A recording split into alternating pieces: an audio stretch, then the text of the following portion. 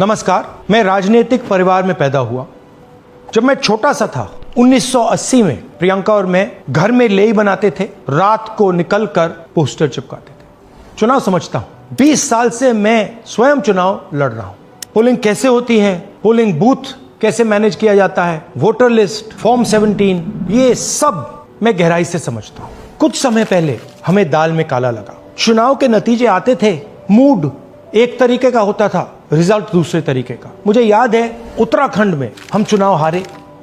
बाद में मैंने कैंडिडेट से पूछा कि जहां रोड शो हुआ था वहां जाके देखिए हमें कितने वोट मिले। हजारों लोग आए थे, पोलिंग बूथ में किसी ने वोट नहीं किया।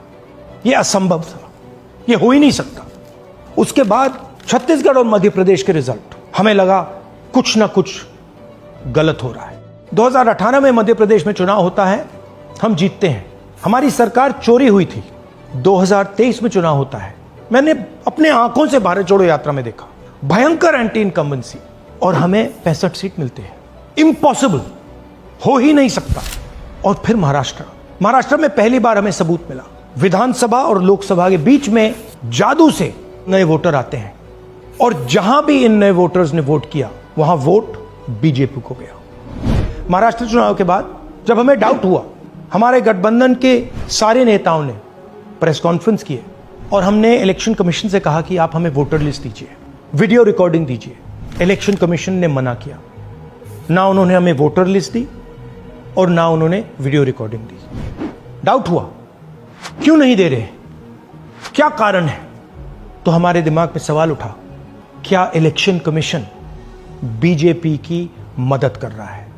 क्या इलेक्शन कमीशन ही इलेक्शन को चोरी करवा रहा है? इसके बाद हमने एक टीम सेटअप की और हमने उन्हें कहा कि आप जाइए, एक कंस्टिट्यूएंसी में जाके ढूंढिए, सच्चाई ढूंढिए, किस प्रकार से चीटिंग की जा रही है, किस प्रकार से यह काम किया जा रहा है और कौन कौन इस काम को कर रहे हैं। सबसे महत्वपूर्ण बात यह है कि इलेक्शन कमीशन डिजिटल डेटा नहीं देता है, फिजिकल डेटा देता है। मतलब लाखों कागज में वोटर लिस्ट दे देगा, मगर डिजिटल वोटर लिस्ट किसी को कभी नहीं देता है। क्यों नहीं देता? कारण क्या है? कारण है कि अगर डिजिटल डेटा मिल जाए तो इलेक्शन कमीशन की सच्चाई पूरे देश को पता लग जाए। हमने टीम को बताया, मैंडेट दी कि आप जाके चेक कीजिए, आप 5-7 सीटों पे पता लगाइए कि चीटिंग हुई, और अगर हुई तो कैसे हुई। टीम ने हमें एक दिन बताया कि 5-7 सीटों पे काम किया ही नहीं जा सकता। क्यों? मैंने उनसे पूछा क्यों नहीं किया जा सकता। उन्होंने मुझे ये कागज दिखाए। ये जो कागज हैं, ये एक लोकसभा के कागज नहीं है, ये एक विधानसभा के कागज है, और इन कागजों को हमने मैन्युअली सॉर्ट करना पड़ा। और पूरा का पूरा काम जो हुआ है, इसमें 6 महीने लगे हैं, और एक असेंबली सीट में हम ये काम कर पाए हैं। क्यों? क्योंकि डिजिटल डेटा नहीं दिया जाता। अगर इलेक्शन कमीशन ने हमें डिजिटल डेटा दिया होता तो हम ये कार्रवाई पूरे देश में, हर लोकसभा में, हर विधानसभा में 15 मिनट में करके दिखा देते। हमारे पास अनलिमिटेड रिसोर्सेज नहीं है, इसलिए हमने ये रिसर्च सिर्फ एक लोकसभा में, एक विधानसभा सीट में की। मगर मुझ में अब पूरा भरोसा है कि ऐसी 100 से ज्यादा सीटें हैं हिंदुस्तान में। जो यहां हुआ है उन सीटों में भी हुआ है। और याद रखिए, अगर बीजेपी को 10-15 सीटें कम आती तो आज नरेंद्र मोदी प्रधानमंत्री नहीं होते, इंडिया गठबंधन की सरकार होती। जांच ने 5 तरीके की चोरी पकड़ी है। डुप्लीकेट वोटर, जिसका मतलब एक वोटर के नाम वोटर लिस्ट में अनेक जगह आ रहे हैं। फेक एड्रेस, मतलब एड्रेस है ही नहीं या फिर house number 0। Bulk voter in single address, मतलब एक छोटे से घर में 40, 50, 60 लोग रह रहे हैं। इनवैलिड फोटोज, छोटी सी फोटो है या फिर फोटो ही नहीं है, और वो जो छोटी फोटो है वो दिखती भी नहीं है। कौन है, किसका चेहरा है, नहीं पता लग सकता। Misuse of form 6। Form 6 first time voters के लिए होती है, मतलब जिनकी एज 18-20 साल की हो, मगर वोटर लिस्ट में 90 साल के लोग फॉर्म 6 का प्रयोग कर रहे हैं। चुनाव में 6,50,000 वोटर थे, उसमें से 1 लाख चोरी के थे। अब मैं आपको 5 उदाहरण देता हूं। यह देखिए, गुरकीरत सिंह डांग, इसका नाम 4 अलग अलग बूथों पे आता है। ये कैसे हुआ और क्यों हुआ? एक और उदाहरण, विशाल सिंह, वाराणसी में वोटर लिस्ट में नाम है और बेंगलोर में 2 बार वोटर लिस्ट में नाम आता है। क्या ये वाराणसी में वोट कर रहे हैं या बेंगलोर में वोट कर रहे हैं या दोनों जगह वोट कर रहे हैं? एक और उदाहरण देखिए, हाउस नंबर 0। तो आपने कभी सुना है हाउस नंबर 0? हमने तो नहीं सुना था, मगर बेंगलोर में हजारों हाउस नंबर 0 हैं वोटर लिस्ट पे। हाउस नंबर 35 की कहानी सुनिए। छोटा सा घर है, ज्यादा से ज्यादा 4 लोग रह सकते हैं, मगर इस 35 में 80 लोग वोटर लिस्ट में रजिस्टर्ड है। ये ईआरओ ने कैसे अप्रूव किया, क्यों अप्रूव किया, पता लगाना है। अच्छा, अब ये देखिए वोटर लिस्ट, इनकी फोटो देखिए, या फोटो है ही नहीं या फिर छोटी छोटी फोटो है जो दिख नहीं सकती। इन वोटर आईडीज पे वोट दिया गया है। अब मैं आपको बताता हूं शकुन रानी की कहानी।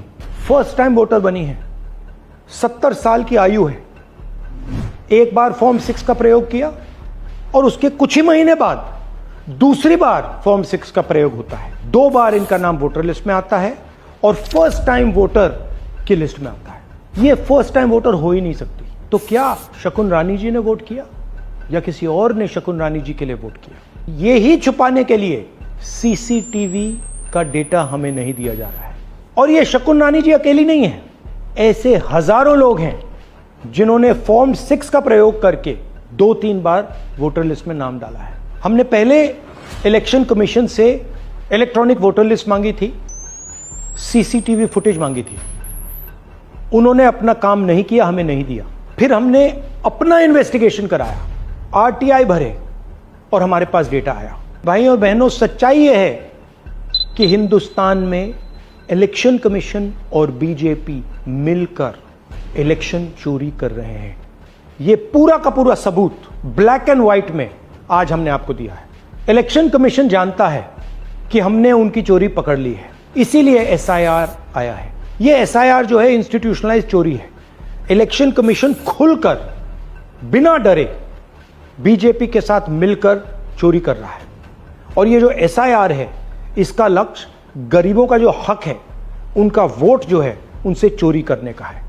मैं आपको एक और बात बताना चाहता हूं। इस पूरी इन्वेस्टिगेशन में हमने वोटर एडिशन को देखा है, मगर जितना एडिशन होता है शायद उससे ज्यादा डिलीशन होता है, सबट्रैक्शन होता है। तो ये सिर्फ एक मेन तरीका हमने पकड़ा है, दूसरे तरीके पे हमने इन्वेस्टिगेशन की ही नहीं है अभी। मैं इलेक्शन कमीशन और इलेक्शन के ऑफिसर्स को साफ कह रहा हूं, आप जो कर रहे हो गलत कर रहे हो, ये ट्रीजन है, देश के खिलाफ है। ये मत भूलिए, टाइम आएगा हम आपको पकड़ेंगे, बचने वाले नहीं हो। It is critical that we expose voter चोरी।